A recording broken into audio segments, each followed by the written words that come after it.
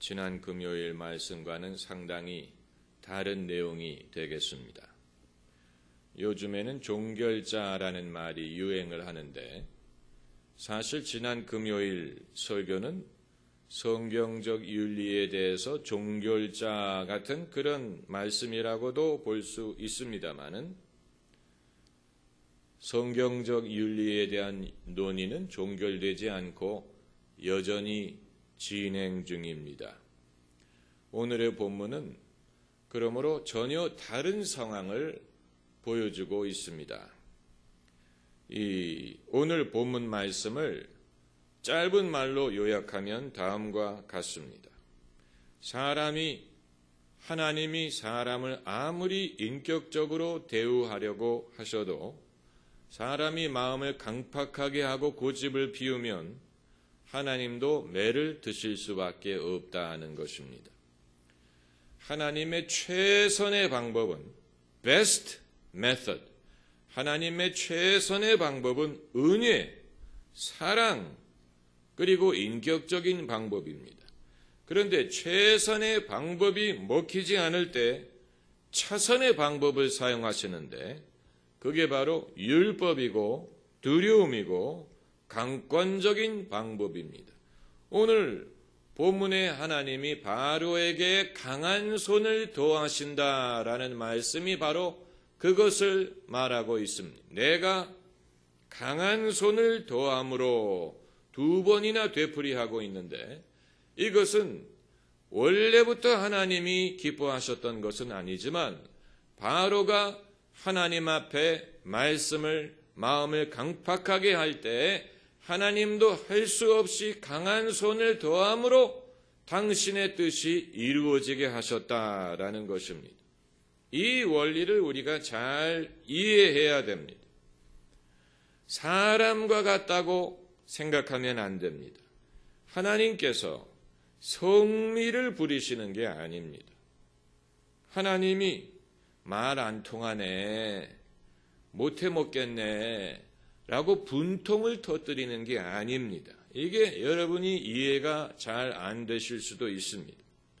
사람의 경우에는 참는 데 한계가 있고 그 참는 한계를 넘어가면 그때부터 화를 내기 시작합니다.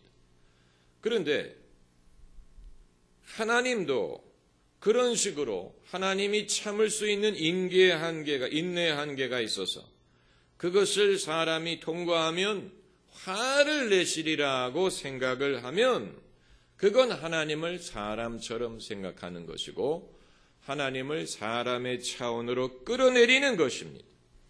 그렇게 생각하는 한 우리는 하나님의 사랑이라든가 은혜를 신뢰할 수가 없고 그것은 하나님의 하나의 기분, 무드, 제스처라고 생각할 수밖에 없습니다. 불안해집니다. 하나님이 오늘은 기분이 좋으시지만 언제 또 기분이 나빠질지 내가 알 수 없다. 그런 식으로 하나님을 불신하고 두려워하게 된다면 그것은 하나님을 잘못 아는 것입니다. 부모가 자식을 키울 때 부모에게 자식에게 화를 낼 때가 있지요. 당연히 자식에게 화를 낼 때가 있습니다. 그럴 때 부모는 왜 자기가 언짢아 하는지를 분명하게 이해할 수 있도록 타일러야 됩니다. 만약에 부모가 그것을 하지 않고 예측하지 않을 때 부모의 무드가 바뀌어가지고 조금 전까지는 자식에게 웃으면서 얘기하다가 갑자기 신경질을 낸다든가 이렇게 하게 되면 자식은 마음속에 불안감을 갖게 됩니다. 부모의 기분이 어떠할지 알 수가 없는 것입니다. 왜 갑자기 나에게 화를 내는지, 왜 신경질을 내는지 모르게 되면 부모가 자기를 지속적으로 사랑하리라는 그런 안정감을 갖지를 못한다는 것입니다. 마찬가지로 만약에 우리가 하나님도 그런 식으로 생각을 해서 하나님이 기분이 좋으실 때가 있고 하나님이 기분이 나쁠 때가 있고 기분이 좋으실 때는 나에게 친절을 베푸시지만 기분이 나쁘면 하나님이 병도 줬다가, 하나님이 사고도 줬다가, 무슨 기근도 줬다가, 하나님 마음대로다, 이런 식으로 생각을 하게 되면 그것은 하나님을 사람처럼 생각하는 것이고 하나님을 사람의 차원으로 끌어내리는 것입니다. 그건 성경적인 진리가 아닙니다. 하나님은 그런 분이 아닙니다. 하나님의 사랑은 그런 식이 아닙니다. 그거 우리가 먼저 이해해야 됩니다. 그러면 왜 하나님께서 오늘 본문에서처럼 바로에게 강한 손을 더하시느냐? 어떤 경우에 하나님께서 이런 식으로 역사하시느냐? 이것은 하나님의 거룩함과 섭리가 훼손되는 것을 허용할 수 없을 경우를 말합니다. 하나님의 거룩함과 섭리가 훼손될 위험이 있을 때에 그때는 하나님께서 그것을 내버려 두지 않습니다. 예컨대 하나님이 우리를 아무리 사랑하시더라도 만일 우리가 그 사랑을 이용해서 죄를 짓는 명분으로 삼게 되면 그것은 사람이 하나님을 자기의 죄에 끌어들이는 그런 결과가 됩니다. 하나님의 사랑을 이용해서 어차피 용서해 주실 테니까, 어차피 사랑하시니까 괜찮다, 이런 식으로 하게 되면 하나님이 인간의 죄에 방조하시는 그런 분으로 만들어버릴 수가 있습니다. 이게 하나님의 거룩함을 훼손하는 것입니다. 하나님은 시험을 받지 않는다 그러셨어요. 야고보서 1장에 하나님은 악에게 시험을 받지 아니하시고 친히 아무도 시험하지 아니하시니라. 그렇기 때문에 하나님의 거룩함이 훼손될 위험에 있을 때, 그래서 하나님의 영광이 가리워질 위험이 있을 때, 그때에는 하나님께서 개입하셔서 당신의 거룩함을 지키실 수밖에 없습니다. 아무리 하나님이 우리를 사랑하시더라도 우리의 죄에 동참하실 수 없습니다. 사람이 하나님의 영광을 가리는 것을 하나님께서는 지켜보시지 않습니다. 그것이 이제 하나님께서 개입하시는 예외적인 경우입니다. 사도행전을 보면 사도행전 2장에 성령이 임하시고 예루살렘 교회가 폭발적으로 성장하고 부흥의 역사가 일어나죠. 하나님의 은혜 천합니다. 은혜가 충만합니다. 그런데 도중에 아나니아와 삽비라가 하나님의 심판을 받아서 죽는 사건이 발생하죠. 어떻게 그런 일이 있을 수 있느냐? 그것은 하나님의 은혜가 아무리 충만하더라도 만약에 인간의 죄와 거짓이 거기에 섞이게 되면 하나님의 거룩함조차도 훼손이 될 수가 있기 때문에 하나님의 은혜가 많이 역사할수록 하나님께서는 당신의 거룩함과 진리를 지켜야 될 필요성을 느끼십니다. 그렇기 때문에 은혜가 충만하고 하나님의 능력이 충만하게 나타나지만 아나니아와 삽비라 같은 사건이 발생할 때는 부득이 하나님께서 속히 역사하셔서 그것이 더 이상 교회를 더럽힌다든가 성도들을 시험에 빠뜨릴 수가 없는 것이죠. 우리는 이러한 이 하나님의 방식을 알고 이것이 어떤 하나님의 무드 스윙, 기분이 바뀌는 것이라든가 하나님이 어떤 날은 기분이 좋았다가 어떤 날은 나빴다가 하나님도 인간처럼 이 한계가 있어가지고 그것을 넘어가면 신경질을 내는 그런 식으로 생각하면 그건 하나님을 잘못 이해하는 것입니다. 잘못 생각하는 것입니다.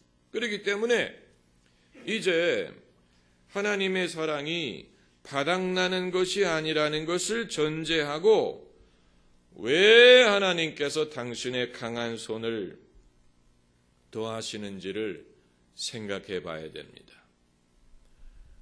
궁극적인 목적은 인간을 구원하기 위해서입니다. 할렐루야. 구원하기 위해서입니다. 오늘 본문에 구원이란 단어가 등장을 합니다. 이건 우연한 것이 아닙니다. 오늘 본문 4장 23절을 보면은 이건 모세가 하는 말이죠. 내가 바로에게 와서 주의 이름으로 말함으로부터 그가 이 백성을 더 학대하며 주께서도 주의 백성을 구원치 아니하시나이다. 모세가 하나님에게 항변하는 것입니다. 더 상황이 악화됐습니다. 하나님이 나를 보내신 이후에 이스라엘 백성들의 입장이 더 난처해졌습니다. 더 어려워졌습니다. 나아진 것이 없습니다. 하나님은 무슨 일을 하십니까? 항변하는 것입니다. 이게 솔직한 기도예요.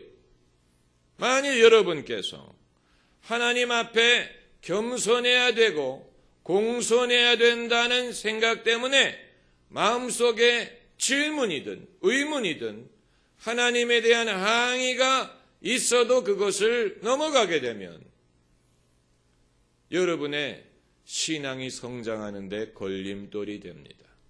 기도라는 것은 정직해야 됩니다. 내가 하나님에게 하고 싶은 말이 있으면 하면 됩니다. 하나님께서는 우리의 어떤 말이라도 그것이 어떤 불신이라든가 어떤 하나님에 대한 이 반항에서 비롯되는 것이라면 기뻐하지 않으시지만 우리의 정직한 어떤 의문에서 비롯되는 말이라면 하나님은 얼마든지 들으시고 거기에 대해서 얼마든지 답변하시기를 원하십니다. 오라 우리가 서로 뭐라고 말씀하셨죠? 변론하자. Let us reason together. 우리가 서로 변론하자라고 말씀하셨어요. 하나님은 이런 모든 주제에 대하여 우리와 함께 변론하기를 원하십니다. 이 우수한 선생일수록 훌륭한 선생일수록 학생들이 질문하는 것을 환영합니다. 만약에 학생의 질문을 싫어한다든가 질문을 금한다면 그것은 훌륭한 선생이 아니에요. 학생들은 질문을 통해서 배웁니다. 그렇기 때문에 훌륭한 질문은 훌륭한 답변보다도 더 교육적인 효과가 많아요. 성장하는 학생일수록 많은 질문을 가져야 되고 그것을 물어봐야 되고 그것을 통해서 배우는 것입니다. 하나님과 우리의 관계도 마찬가지입니다. 여러분의 신앙이 자라기 위해서는 질문이 있어야 되고 하나님만이 답하실 수 있는 질문이 있습니다. 목사도 답하지 못하고 성경학자도 답하지 못하는데 하나님만이 답하실 수 있는 질문이 있습니다. 그건 여쭤봐야 됩니다. 여쭤봐야 됩니다. 그러나 기도의 생활이 없는 사람은 하나님에 대한 질문도 여쭙지 않고 또 자기의 소원도 아뢰지 않고 그렇기 때문에 문제가 점점 축적이 되다 보니까 영적인 침체에 빠질 수밖에 없지요. 창문을 열고 공기를 순환하게 해야 됩니다. 창문을 열어야 방 안에 있는 이 묵은 공기가 나갈 수가 있습니다. 마찬가지로 우리의 영혼의 창문을 열어야 내 안에 있는 두려움이든 내 안에 있는 의심이 떠나갈 수가 있고 하나님의 평강이 임할 수가 있는데 그러나 대다수의 사람들은 창문을 닫아버리고 공기가 더 이상 통하지 않아요. 그것이 10년, 20년, 30년 지속된다고 생각해 보세요. 그리고 왜 사람이 영적으로 타락하고 침체하느냐를 이상하게 생각하는 것은 그건 이상한 것입니다. 창문을 열고 내 묵은 생각이 날아가고 하나님의 말씀이 들어올 수 있어야 됩니다. 이것은 끊임없는 이 기도와 또 성경 묵상과 Q&A, 질문과 답변을 통해서 이루어질 수가 있는 것입니다. Q&A라는 것은 참 중요합니다. 질문과 답변. 우리 문화는 질문을 금합니다. 질문을 환영하지 않습니다. 교수님의 권위적인 말씀만을 듣고 받아들이면 됩니다. 거기에 대해서 질문하는 것은 공손하지 못한 것이고 그것은 건방진 것이라는 그런 문화가 있습니다. 그러나 성경을 보세요. 얼마나 많은 사람들이 예수님께 질문을 던집니까? 예수님이 하신 위대한 말씀 중에 다수는 사람들의 질문에 답변으로 주신 것입니다. 사람이 거듭나야 된다는 말씀도 니고데모의 질문 때문에 하신 말씀이고 또 사람이 이 신령과 진정으로 예배드려야 된다는 것도 사마리아 여인의 질문에 대한 답변으로 주신 말씀이고 또 선한 사마리아 사람의 비유도 누가 나의 이웃입니까? 라는 질문에 주신 말씀이에요. 사람들이 예수님에게 하는 질문이 의심에서 나오는 것만이 아니라면 예수님은 얼마든지 그것을 환영하시고 거기에 대해서 답변하셨습니다. 질문하지 않는 사람은 깨닫는 것이 없는 사람이에요. 그래서 저는 성경 공부 시간에 강의가 끝나면 질문이 있는 분 질문하라고 하는데 질문 안 합니다. 우리는 질문하는 데 익숙하지 않습니다. 그게 깨닫는 것이 없어서 질문을 안 하는 것인지 아니면 남들 앞에 튀는 것 같아서 질문을 안 하는 것인지 제가 무서워서 질문을 안 하는 것인지 알 수가 없지만 저는 어렸을 때부터 손들고 질문하기를 참 좋아했어요. 제가 질문하지 않는 날은 제가 병든 날이에요. 제가 병든 날이 아니면 늘 손들어가지고 이 질문하고 저 질문하고 그런데 나중에는 어떤 분들은 나는 너의 질문을 좋아한다 이렇게 말씀하는 분들이 계셨어요. 질문을 좋아한다. 왜냐하면 그 질문을 통해서 선생님들이 생각하지 못했던 것을 생각하고 답변하는 과정에서 본인도 깨닫는 것이 있다는 얘기입니다. 질문, 훌륭한 질문이 필요합니다. 그런데 어떤 질문은 하나님밖에는 답할 수 없는 것들이 있습니다.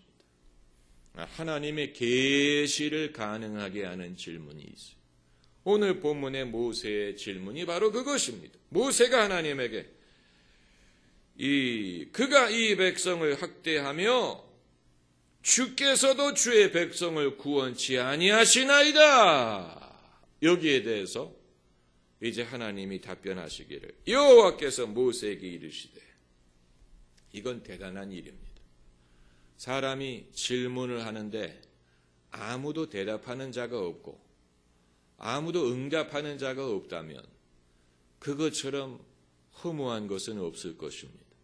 사람이 외치고 부르짖는데 아무도 듣는 사람이 없다면 그건 하나님이 없다는 증거가 될 것입니다. 그런데 모세가 이런 말을 할 때 하나님께서 천지를 지으신 하나님이 거기에 대해서 대답하신다는 것은 이건 대단한 일이 아닐 수가 없어요.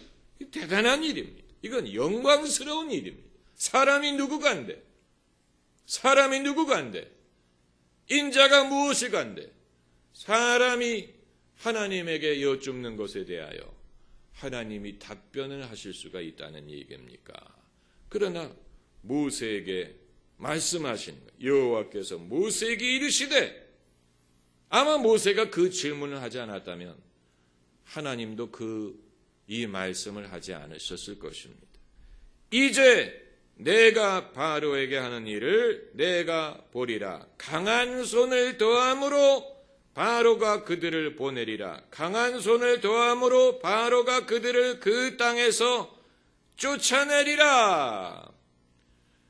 대부분의 경우에는 쫓아내는 것은 환영할 만한 일이 아니고 모욕적인 일이고 또 창피한 일이지만 바로가 히브리 백성을 애굽에서 쫓아내는 것은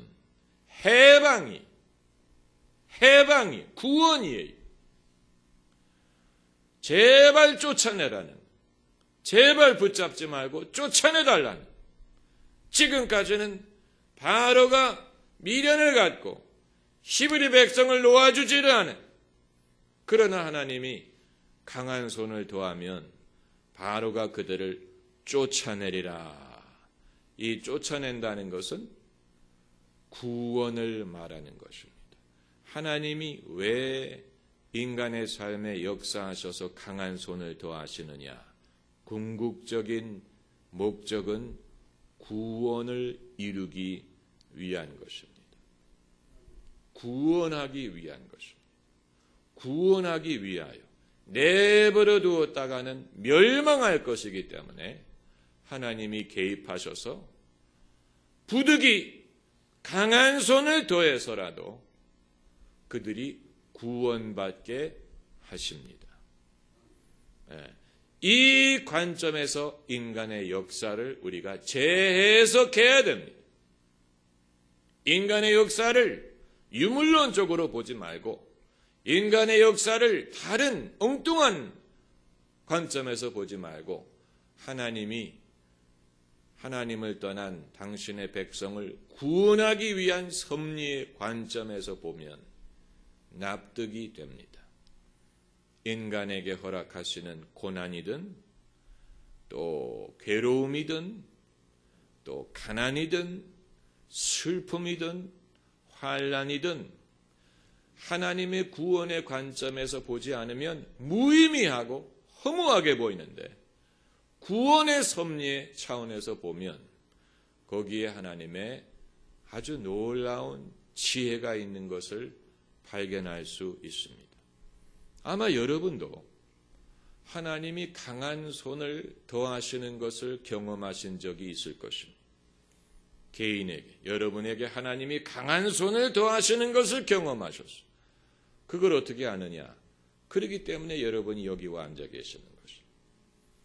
여러분이 여기와 앉아 계시는 것은 만약에 지금까지 평탄한 인생만을 살았다면 금요일 저녁에 인생을 즐기러 나가지 못하러 예배당에 모여서 기도하자 우리 마음 이걸 부르고 있겠습니까? 그렇지 않아요? 인생을 평탄하고 곱게 산 사람은 토요일날 얼마나 좋아요. Thank God it's Friday. TGI. 얼마나 주말이 기다려졌으면 하나님 감사합니다. 금요일인 것을 그러나 감사하지만 교회는 오지 않고 놀러가지. 이 귀한 주말. 그러나 여러분이 하나님 앞에 나오는 이유는 하나님이 강한 손을 더하셔서 우리가 얼마나 하나님을 필요로 하고 얼마나 하나님의 도움이 필요한지를 깨닫게 하셨기 때문입니다. 그것이 회개로 나타났을 수도 있고 겸손하게 만드셨을 수도 있고 또 어떤 경우에는 아픔을 통하여 우리가 이 죄를 버리게 하셨을 수도 있고 또 회개하게 하셨을 수도 있고 한 가지만은 분명합니다. 평탄할 때에는 이루어지지 않았던 변화가 하나님이 강한 손을 더하니까 이루어지더라는 것입니다. 그럼 그것이 하나님의 최선의 방법이냐? 그건 아니에요. 그건 아닙니다. 만약에 그게 최선의 방법이라면 처음부터 강한 손을 더하실 것입니다. 그러나 하나님은 그렇게 하지 않습니다. 그건 하나님의 최선의 방법이 아닙니다. 하나님의 최선의 방법은 말씀이고 은혜고 사랑이고 평강이고 인격적인 방법입니다. 하나님이 처음부터 아담과 하와에게 그들을 에덴 동산에서 쫓아내고 또 얼굴에 땀을 흘려서 먹게 하신 게 아니고 그들에게 말씀하셨어요. 이 선악을 알게 하는 나무의 열매를 먹지 말아라. 먹는 날에는 정령 죽으리라. 내가 다른 나무의 열매는 임의로 먹을 수 있으되 이 나무의 열매는 먹지 말아라. 말씀을 하셨지요. 그들에게 선택할 수 있게 하셨습니다. 인격적으로 대하셨습니다. 많은 자유를 주셨습니다. 금지한 것은 하나입니다. 임의로, 다른 열매는 임의로 먹을 수 있다. 엄청난 분량의 자유를 주셨습니다. 그게 하나님의 최선의 방법입니다. 그러나 최선의 방법을 사람들이 받아들이지 않으니까 차선의 방법을 쓰실 수밖에 없는 것입니다. 그 이유가 뭡니까? 구원하기 위해서. 내버려 뒀다가는 멸망할 것이기 때문에 죄에 빠진 사람을 구원하기 위해서 어떻게 하신다고요? 강한 손을 더하시는 것입니다. 그렇기 때문에 하나님과 사람의 이 관계를 보면 늘 이와 같은 기복이 되풀이되는 것을 볼 수가 있습니다. 이스라엘의 역사를 봐도 그렇습니다. 그래서 모든 것이 평탄하고 잘 될 때는 사람들이 타락했다가, 그래서 하나님이 강한 손을 더하면 그때 가서 이스라엘 백성들이 부르짖고 회개하면, 그래서 하나님이 그들을 구원하시고 다시 평강을 누리게 하셨다가 지속되면 또 타락하고, 이러한 기복이 있지 않습니까? 우리도 마찬가지. 그렇기 때문에 성경적인 윤리의 논의가 종결될 수 없다고 말씀드리는 이유는 이것은 지속됩니다. 우리의 삶에 있어서 내가 다 깨달았다, 이제는 다 알았다라고 생각하는 순간에 사람이 실족을 한다든가 교만해진다든가 게을러진다든가 이렇게 돼서 또 하나님께서 다른 방법으로 우리를 깨우치시고 회개하게 하시고 열심을 내게 하시고 겸손하게 하시는 것입니다. 할렐루야. 그러나 사람이 성미를 부릴 때는 아무런 목적도 없습니다. 성미를 내는 이유는 성미를 내기 위한 것입니다. 사람은 화를 내서 무슨 선한 결과라는 것은 아무것도 없습니다. 깨지는 것만 생깁니다. 상처만 생깁니다. 그러나 하나님의 경우에는 하나님이 강한 손을 더하심으로 어떤 결과가 나타나느냐? 오히려 구원의 결과를 얻을 수가 있습니다. 그게 하나님과 사람의 차이점입니다. 하나님은 선하시기 때문에 하나님은 강한 손을 더하시더라도 어떤 결과를 얻으신다고요? 선한 결과를 얻으십니다. 아주 참 감사한 일입니다. 강한 손을 더하시더라도 선한 결과를 얻게 하십니다. 그럼 선한 결과를 얻을 테니까 하나님 강한 손 얼마든지 나에게 더하시오. 그건 미련한 일입니다.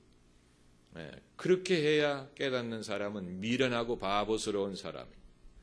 그건 하나님의 최선의 방법이 아니기 때문에 강한 손을 더하지 않더라도 평강할 때, 건강할 때, 잘 될 때, 그때 하나님의 말씀을 받아들이고 좋아하고 순종하고 하나님과 동행하는 사람, 그 사람이야말로 정말로 지혜로운 사람이요 자유한 사람. 할렐루야. 기도하십시다.